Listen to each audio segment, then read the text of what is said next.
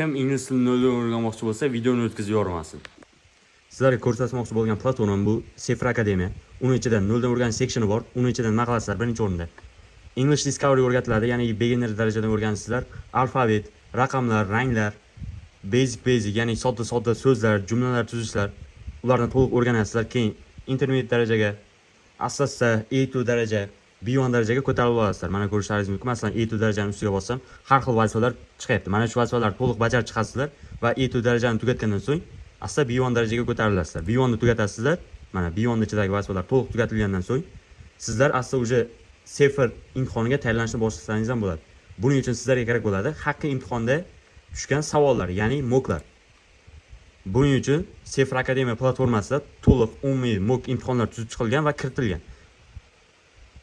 50 ta umumiy mock qo'shimcha tarzda har bitta partga bo'lib chiqilgan mana.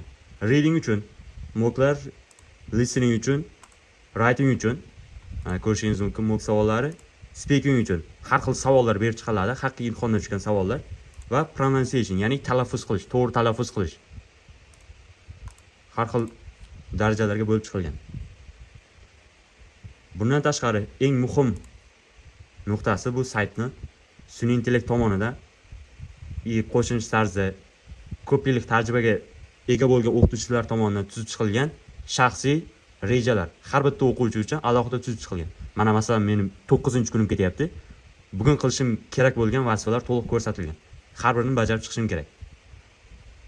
Shu tarzda 10-kun, 11-kun va ko'rishingiz mumkin 35 haftaga mo'ljallangan meni shaxsiy rejam tuzib chiqilgan.